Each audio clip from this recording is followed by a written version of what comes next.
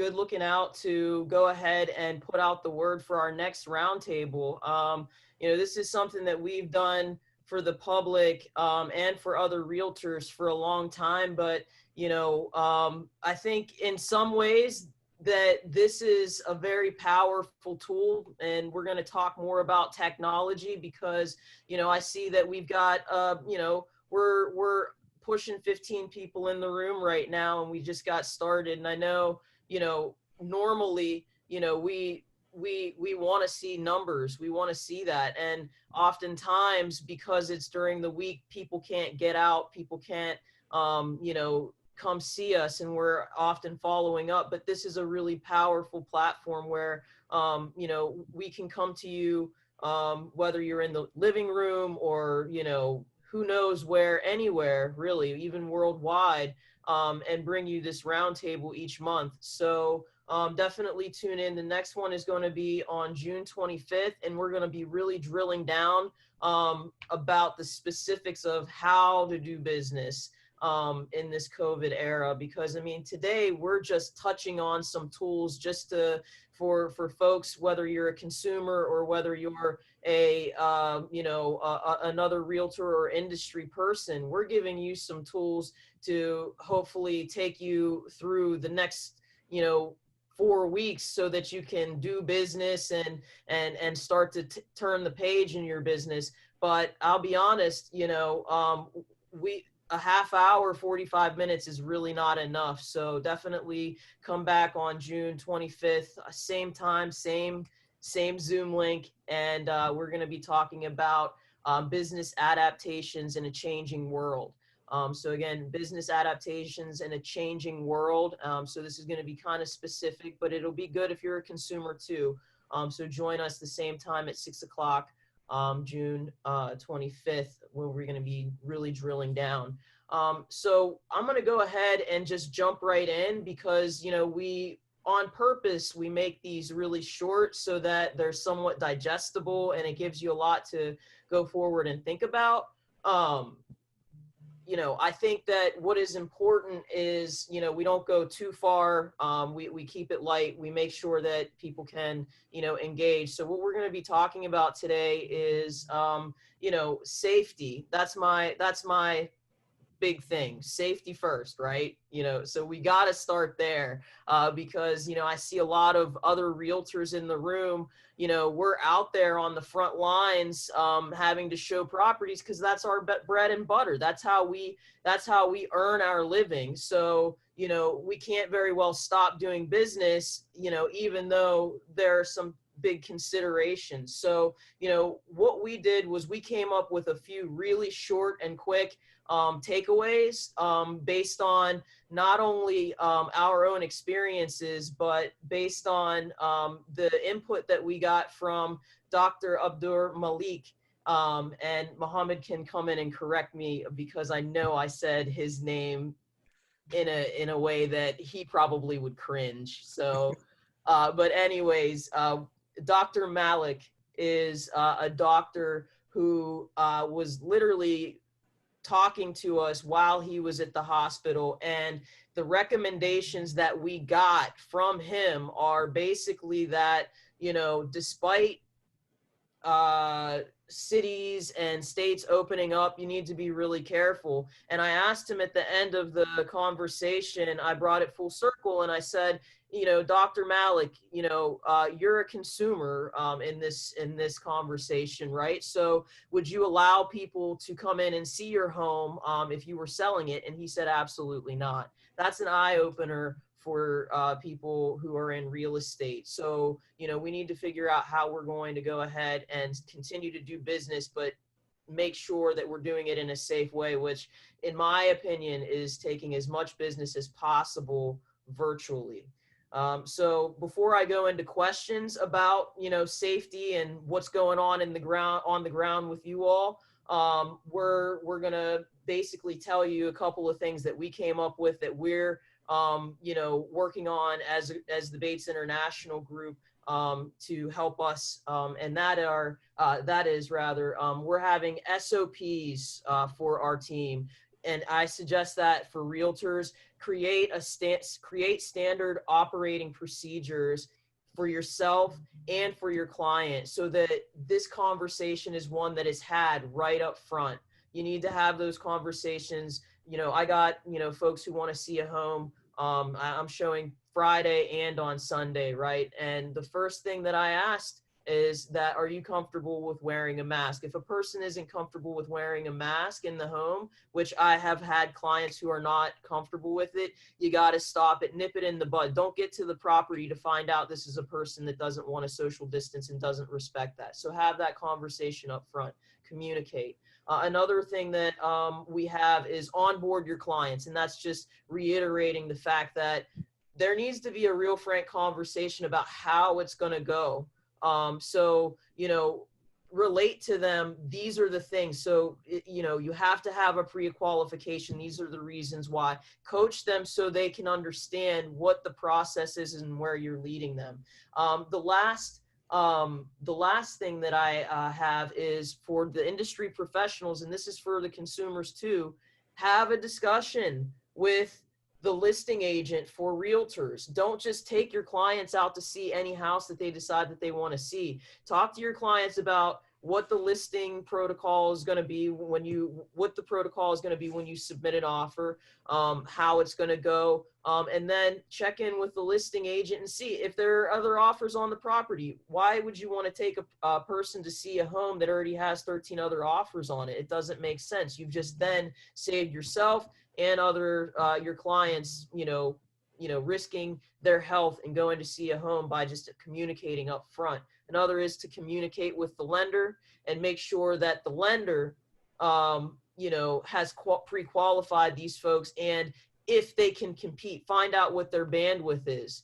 I see we have, a lender on the line, and, talk to them, call them up, ask, what can we do when we're in a competitive situation and what can't we do? That is going to determine whether or not, you can weed things out for your clients. So definitely do that. And, I'm going to go ahead and be quiet now because we only have a short amount of time. So I want to leave about, 5 minutes for some questions if there are any.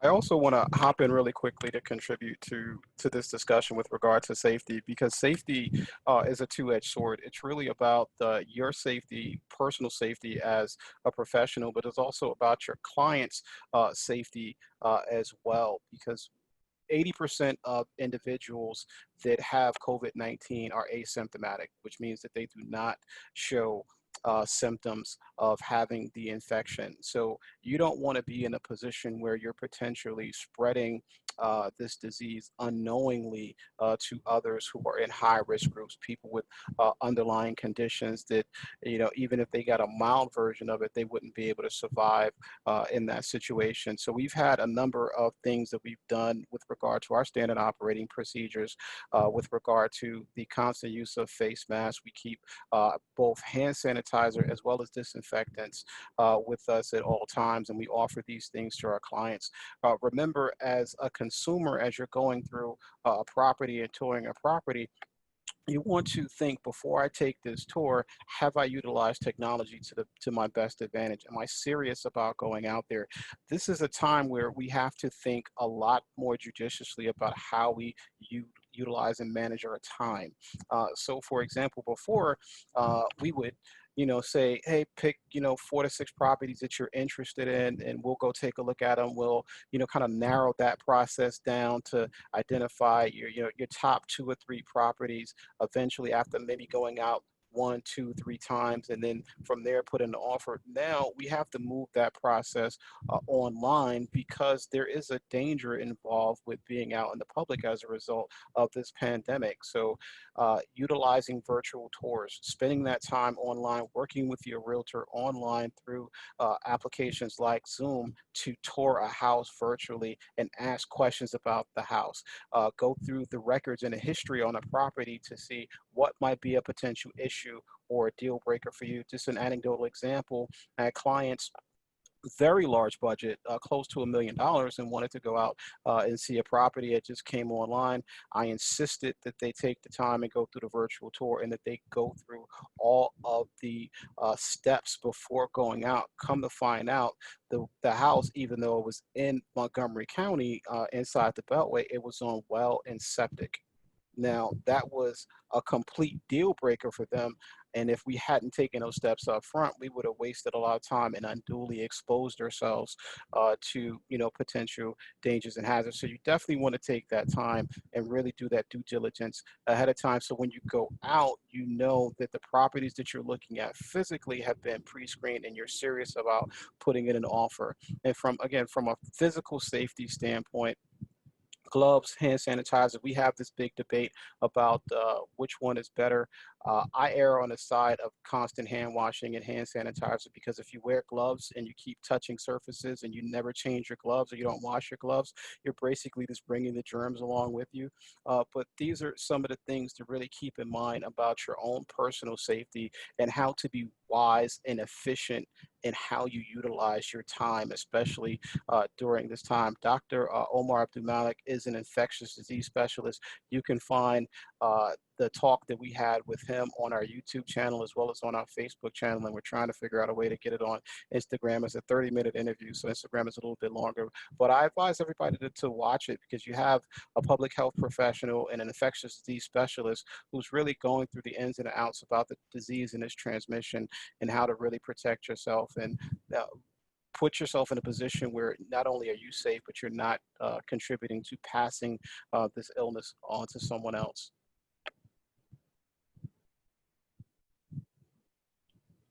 Yeah, absolutely. Are there any questions that anybody has or any anecdotes? I see some real estate professionals on here, and I'm happy that you're here. Please feel free to share if you've run up against any kind of things that have happened to you or things that you want to share. We still have some time left, so we'll go ahead and push on to, I guess, the next subject. If there are no questions or anecdotes, again, we're going to be back here next month anyway. So just weigh in when you feel like you want to. You feel so moved. um, Ebony and Mohammed, there was one question that we did receive. We received a few questions throughout the week via email. One question is, what are the best social distancing practices? I know recently, Mohammed, I think you spoke of a situation that you had with a client and you had to employ some social distancing tactics to, ensure the business process went as smooth as possible and safe as possible. So could you expand on that based on that question? Definitely, some of the guidelines, and including some of the ones put forward by DC government, is to limit the number of people in a property to 3 or less, and that includes the realtor. I think that's important. The CDC guidelines for social distancing is a minimum of 6 feet apart. Now, keep in mind, 6 feet is really just the minimum. When you're indoors and you have stagnant air, you don't have circulation of air, you may want to increase that to more than 6 feet. Now, COVID-19 is a respiratory disease, so you're constantly breathing in and exhalating and aspirating the virus. So what happens is if you're in an enclosed environment, then that 6 feet may not be sufficient. In addition, depending on wind conditions and things of that nature, if you're outside, 6 feet may not be sufficient. So you want to look at 6 feet as the minimum amount of space between you and that person. Think about standing downwind if you're outside. The incident that Marty was speaking of, we have a client that we're listing her property. And this particular client is not very keen on wearing a mask. So in order to manage that situation, I have one, maintain social distance, especially when it comes to signing paperwork and things of nature, but also we've done work outside. So as opposed to being indoors, in order to utilize the environment to our benefit, we have signed paperwork outside and still maintain social distance. So if you have clients that don't necessarily understand the impact, it's up to us to spend the time to educate them, but also, kind of steer them in the right direction whether they necessarily realize that they're being, steered in that direction or not, because we have to take our own personal health and safety into account.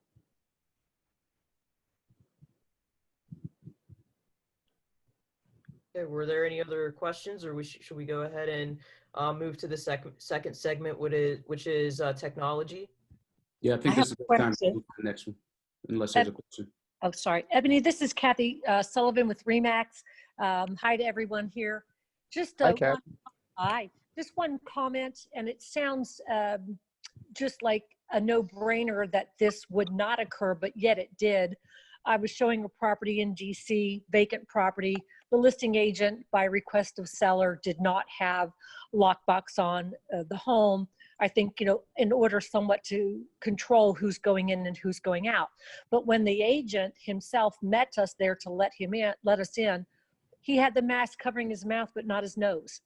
And you think it's such a simple thing that everybody understands this mask is supposed to cover both nose and mouth, but yet there was this seasoned agent and it was only his mouth. So I know it sounds silly, but just make sure, I think that we're all using the tools that we're supposed to use, i.e. these safety measures, in the manner they're to be used, for all of us to stay safe. Absolutely, Kathy. That's a Yeah. great point. Excellent point. And you know what, Kathy, I would say that would go ahead and put a line in dialogue. I think it makes sense for us to have that for our teams, as far as what goes into the standard operating procedures and what goes into coaching the clients prior. We'll definitely take that heed. And I think that it means that we need to not just tell them, but explain what that means and what that looks like. So thank you for that. Thank you. Mm-hmm. The other piece, since I'm leading off with technology, draw up what your standard operating procedures are during this period of time, and make them a part of your listing package, or make that a part of your buyer broker agreement, that your clients understand these are what the expectations are as it relates to safety, up front, so there are no surprises. And I think that'll go a long way, and it'll also set you apart from other agents, as far as you're not just taking your health seriously. It shows your clients that you're taking their health seriously. In the sake of keeping with time, because our objective was to keep this to 30 minutes, I'm going to jump into technology. One of the things that this whole COVID pandemic, this COVID era, has really done, as far as our industry, it's forced us to modernize. Real estate is not the most modern of industries. So one of the things that's really important here, and we talked about this a little bit, is the use of technology tools. So we have a couple of things on the listing side and on the buying side that I think would be really helpful to work with. So because of COVID and social distancing and things of that nature, virtual tours are becoming a lot more popular. I typically find that you have two particular types of tours. You have your Matterport tours that kind of gives you a 3D rendering of the house. And then you also have your video tours. Personally speaking, I'm not a fan of the Matterport tours. I think they're difficult to navigate, and I also don't believe that they give you a full feel of moving through the house. But that's just me personally. You have others that love them and will argue the other side of it. I'm a big fan of using the video tour, where the photographer utilizes his gimbal to go through the house, and they shoot a video of the house as if you're walking through the house. For me, I think it gives you a lot more of a personal feel. It gives you a more lived in feel. It gives you more of a, I'm here kind of feel, as opposed to the staticness of the Matterport. So for all the agents on board, I would say do your research to see, which one you like better, which one feels better to you, both on the agent side and on the consumer side. I really do like the video tours. We have a video tour for one of our most recent listings. It's 4503 Allies Road in Morningside, Maryland, and I can actually drop a link in here so you can see it. I think the video tour came out awesome, and you can get a feel for kind of what that video actually looks like. The other thing as far as like working with your clients. Say you have clients, you have a client that's in a high risk situation. They have underlying conditions. They might have heart conditions, might be a little bit older, more susceptible to the virus.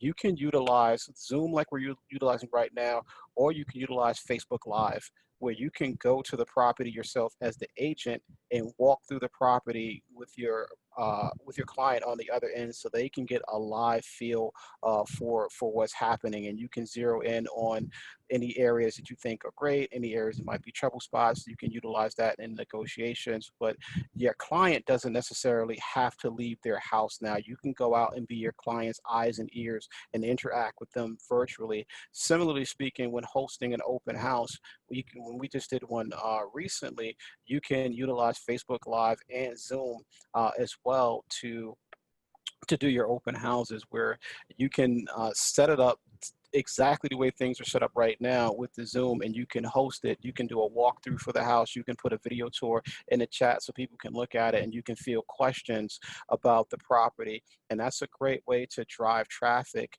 with everyone being in the comfort of their home and quite safe and quite secure.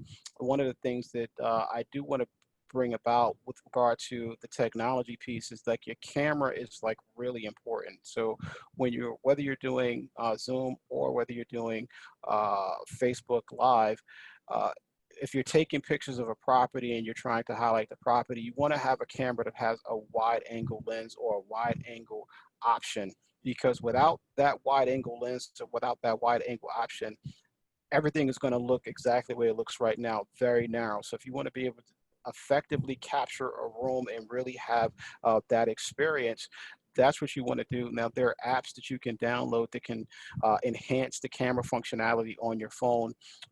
If you have something like, if you're an iPhone user, iPhone 11 automatically comes with multiple cameras and wide angles, so it's great. So if you have an iPhone 11, it's great for now, right now. It has incredible picture quality. I mean, like you can damn near shoot a movie on those things. Also, from a technology perspective, the other thing that you want to think about investing in is something called a gimbal. Uh, Gimbals are essentially a tripod all grown up. So the gimbal allows you to shoot stable video. It allows you to walk through a property or walk through a scene utilizing your phone if it has the wide angle like the iPhone 11, or it allows you to utilize a camera to set up that way and to shoot amazing footage. And what the gimbal does, it acts just like a tripod. The only difference is you can actually carry it and walk with it, and you can also set it up to do static shots at the same time. So the gimbal is a great piece of equipment that I would highly recommend you get, especially during these times. Things are not going to go back to the way they were. We're really living in a different age. That's why we're having this conversation about the new normal. The technologies and the techniques that have been adopted right now during the pandemic, these are things that are going to carry forward. And those who are going to be successful are those who are going to adapt to this new age and carry forward and add invention on top of it. So you want to be able to take it to that next degree. So these are some of the things that you can start to leverage now, in addition to social media. If your social media presence is not there, you really want to start leveraging your Instagram in particular, and Facebook in particular. Instagram, because it's a visual platform, so it allows you to market things visually with not with a lot of words. So you can use pictures, you can use videos. Instagram and Facebook, because it allows you to build a community. So tying those two together during this time and adding in the technology piece, I think would allow you to do really well. Any questions?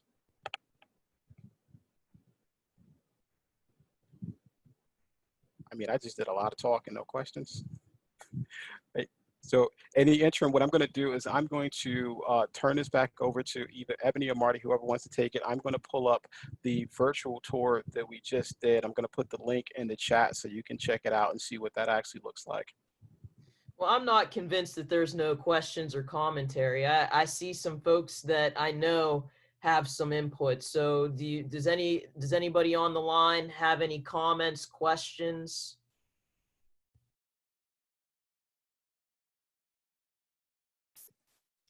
Um, Hi, everybody. A lender here, but you know, obviously engaging with a lot of different realtors and hearing things. I was definitely taking some notes on some of the things that Muhammad was saying. Uh, One thing that I did want to be or bring to everyone's attention, I know that some realtors may be experiencing some fallout with customers who were pre-qualified, who may not be pre-qualified now due to lending restrictions as a response to the pandemic. Similar to Muhammad's point, um, while I don't think that guidelines will be as strict as they are right now, I don't see things going back to normal for a while. Um, you know, myself personally, the company I work for, Cross Country Mortgage, our guidelines haven't changed. We still work with clients as low as 580, and in some cases under 580 when they're able to put down 10%. I can provide, if anyone wants to provide their email address in the chat, I would love to be able to send you guys some information, but I think this is awesome, and I appreciate what the team is doing. Awesome. David, thank you for that. Just really quickly to contribute to that, credit has definitely tightened up. The minimum requirement for a loan used to be 580. In a lot of cases, that's moved up as high as 660. So you have people now, depending on what lender you're working with, where a 650 isn't good enough. So if you're in that position and you're looking to buy, definitely talk to David, any lender that you have a relationship with, to look at how you can make some alterations to your credit and bring your score up. But it's not just credit scores that are tightening up in a credit market. A lot of markets now are not lending on jumbo loans. So depending on the size of the loan that you're looking for, you may not be able to get that loan if you're not able to put down 20% or more in some cases, because lenders are trying to mitigate their risk and they're just not lending at that level. So those are things to definitely keep in mind. And also, I just put the video in the chat, so if anybody wants to download the link and see what the virtual tour looks like and see why I'm such a fan of it, go ahead and check it out.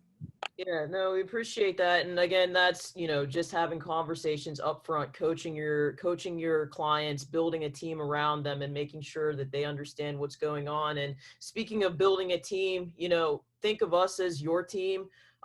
We want you to come back to the roundtable. We're not going to get through this alone. You need to have a team around you. Whether you're a realtor, whether you're a lender, whether you're just a consumer who has a 9 to 5 that goes to work, no matter what, you need community, and just think of this as your community. 6 p.m. the last Thursday of the month. Next month, we're going to be talking more about doing business. Doesn't exclude anybody who, like I said, isn't a realtor or isn't a lender. This information is going to carry through and permeate just about every stratus in society. So definitely join us. And does anybody from the team have any other final comments, or anybody else want to say some final words before we get off here today? I really appreciate everybody being here once again. No, just want to say thank you for everybody taking the time out on a Thursday evening, and look forward to seeing you next month. Excellent. Thanks, everyone. Well, again, we're the Bates International Group, and hopefully we'll see you again next month at 6 p.m. Same link, same time.